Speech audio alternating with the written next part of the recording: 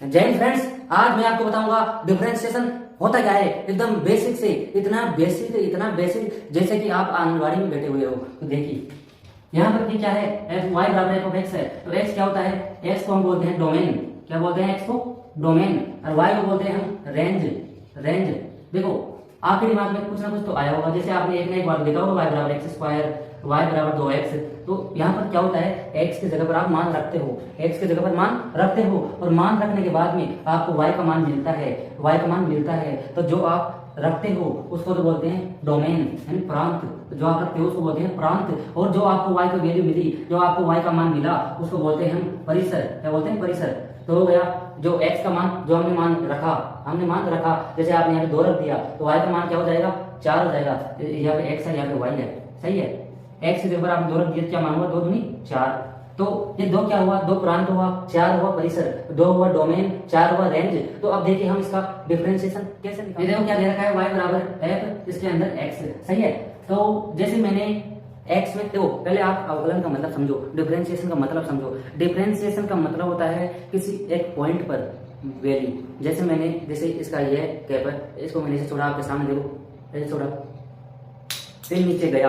तो जैसे जैसे नीचे जा रहा था, टाइम के हिसाब से इसकी जो स्पीड है वो बढ़ती जा रही थी। तो जैसे मैंने बोला t बराबर 2 सेकंड के ऊपर इसकी स्पीड क्या थी, मैंने ऐसे नहीं बोला कि 2 सेकंड के अंदर, यानी 2 सेकंड के अंदर इसकी एवरेज स्पीड क्या थी। मैंने बोला एकदम फिक्स टाइम 2 सेकंड है, 2 सेकंड पर कितनी स्पीड थी इसकी, 2 सेकंड पर क्या स्पीड थी इसकी। तो मैंने बोला 2 सेकंड पर, यानी किसी फिक्स पॉइंट पर। तो किसी फिक्स पॉइंट पर हमको परिवर्तन निकालना होता है।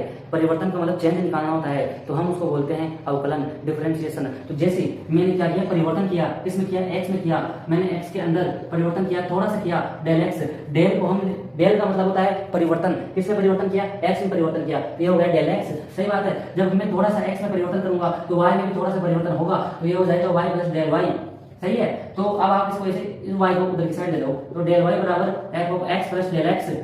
ये चला गया उधर की साइड, तो माइनस का y। सही है। y का मान क्या है? f x है। सही बात है। यहाँ पे y की जगह क्या लिख दो आप? f ऑफ x लिख दो, तो y की जगह f ऑफ x लिख दिया। सही है। तो डेल y क्या है? y में परिवर्तन। अब ये जो मैंने बोला कि इसकी परिवर्तन की दर बताओ, दर का मतलब 1 सेकंड में कितना परिवर्तन हुआ, या कोई भी एक इकाई के अंदर कितना परिवर्तन हुआ। तो मैंने क्या किया, डेल एक्स का भाग दे दिया।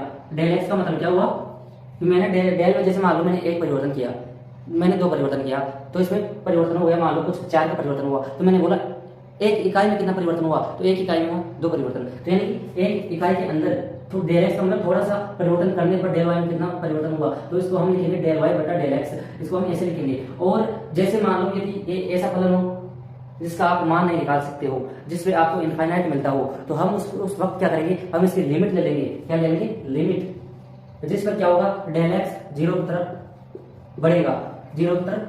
इसका मतलब क्या हुआ, डेल एक्स 0 नहीं होगा, लेकिन डेल एक्स 0 के आसपास होगा। 0 के आसपास होगा, डेल एक्स 0 नहीं होगा। जब 0 के आसपास होगा, नहीं होगा, 0 के आसपास होगा और 0 नहीं होगा, तो जैसे मान लो यहाँ पर 0 नहीं होगा, ये डेल एक्स 0 नहीं होगा, तो 0.00 कुछ होगा, तो हम इसको काट भी सकते हैं। जैसे मान लो मैंने बोला एक्स स्क्वायर बटा कुछ भी, मान लो नीचे 0 बन रहा है, तो मैंने 0 का उसमें भाग दिया, तो ये इनफाइनाइट बन जाएगा। लेकिन जब मैंने बोला कि 0 नहीं हुआ साहब, ये 0 के आसपास का है, तो मैं इसको सॉल्व कर सकता हूँ। 0 पर मैं इसको सॉल्व नहीं कर सकता, 0 के आसपास की वैल्यू पर मैं इसको सॉल्व कर सकता हूँ। तो इसलिए मैंने क्या लिखा, यहाँ पर डेल एक्स 0 की तरफ बढ़ रहा है। लिमिट का मतलब यही होता है कि डेल एक्स 0 नहीं होगा, 0 के आसपास में होगा, जिससे कि अनंत नहीं बने, इनफाइनाइट नहीं बने। तो मैंने यहाँ पर लिमिट ले ली, तो इधर लिमिट थी तो उधर भी लिमिट ले लिया।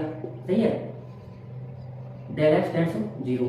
सही बात है। तो इसको हम बोलते हैं, देखो ये क्या मेन चीज, इसको हम बोलते हैं dy बटा dx।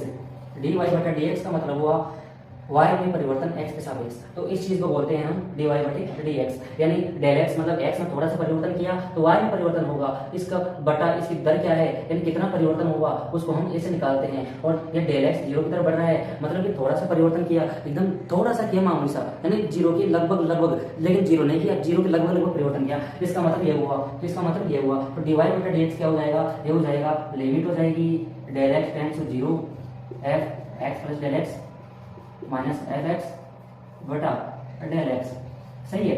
ये हुआ। अब हम क्या कर सकते हैं, हम डेल एक्स को एच भी बोल सकते हैं, एच। तो यहाँ पर एच लिख दिया, यहाँ पे एच लिख दिया, यहाँ पर भी h लिख दिया, तो ये कैसे ऐसे लिख सकते हैं हम इसको, limit h tends to 0 f of x plus h f of x बटा h। तो हम इसको ऐसे भी लिख सकते हैं। तो इसी को क्या बोलते हैं, इसी को बोलते हैं हम डिफरेंशिएशन का प्रथम सिद्धांत। क्या बोलते हैं, प्रथम सिद्धांत।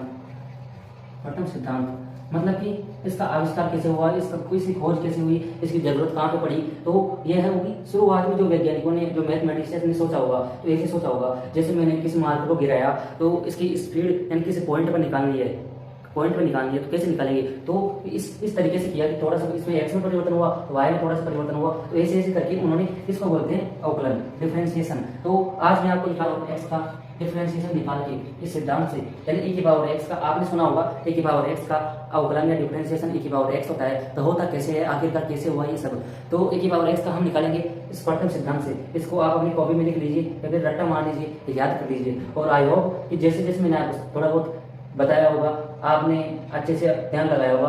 तो e की पावर x का हम डिफरेंशिएशन निकालते हैं, h tends to 0 f of x plus h minus f of x बटा h। सही है। तो अब हम क्या करेंगे, इसमें मान फिट कर देंगे। तो फलन में क्या रखना है, x की जगह x प्लस h, तो x प्लस h रख दिया, लिमिट h 0 कर रहा है, तो e की power x plus h minus e की पावर x बटा h कर दिया। सही बात है। तो लिमिट h 0 की तरफ बढ़ रहा है, तो इसको हम ऐसे भी लिख सकते हैं, या e की पावर x को मान ले लीजिए, e की पावर x, e की पावर h बचा, माइनस का 1 बचा, बटा में h बचा। सही, ये तो बचा, सही है ना। तो अब देखो लिमिट h 0 की तरफ बढ़ रहा है, तो अब हम क्या करें, देखो यदि हम इसमें डायरेक्ट मान रखेंगे तो क्या होगा, नीचे 0 आ रहा है, नीचे 0 आएगा, तो इसका मतलब ये इनफाइनाइट बन जाएगा। हमको इनफाइनाइट नहीं बनाना है, तो ऐसे क्या ट्रिक लगाई, तो कैसे सोल्व कर सकते हैं हम, अपना दिमाग लगाइए। तो अब मैंने क्या दिमाग लगाया, e की पावर x है, तो क्या हुआ, तो मैंने e की पावर x है ना, इसका एक्सपेंशन कर दिया। ये मैं आपको याद करवाऊंगा अगले वीडियो में। तो e की पावर h का एक्सपेंशन किया, तो इसकी e की पावर h का एक्सपेंशन होता है 1 प्लस h स्क्वायर बटा 2 का फैक्टोरियल, ऐसे होता है आगे तक, इधर माइनस का 1 बटा में h। सही है। देखो 1 से 1 कट गया, h ले लिया मैंने कॉमन, h कॉमन ले लिया, तो यहाँ पर क्या बचा, यहाँ पर बचेगा 1, यहाँ पर 1 बचेगा, यहाँ पर क्या बचेगा, h ओनली h बचेगा। सही बात है। अब h से h कट गया, तो यहाँ पर बचा, अब मैंने h का मान रख दिया, h का मान मैंने क्या किया, रख दिया, ये कट गया, तो e की पावर x आया, और इधर 1 बचा हुआ था, उधर h बचा, तो 0 बटा 2 का फैक्टोरियल, h तक रहेगा नहीं, तो यहाँ पे 0, ये तो पूरा मामला 0 हो गया, e की पावर x इंटू 1 हो गया e की पावर x। तो ऐसे हुआ ये पहले सिद्धांत से। e की पावर x का अवकलन क्या होता है, e की पावर x कैसे होता है, मैं आपको ये एक्सपेंशन याद करवा दूंगा, नो टेंशन नो फिकर। आप ऐसे लिमिट वाले प्रश्न को एकदम चुटकियों में सॉल्व करेंगे, ऐसे चुटकी बजा के। तो thanks for watching guys, like share subscribe.